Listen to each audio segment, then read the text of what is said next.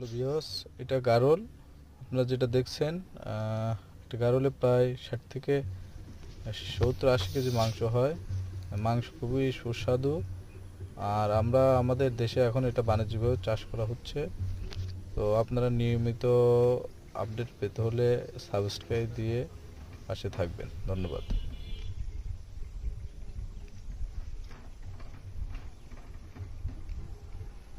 এটা গারল। এখানে গারল চাষ করে, একটা গারলে অনেক মাংস হয়, দেখছেন।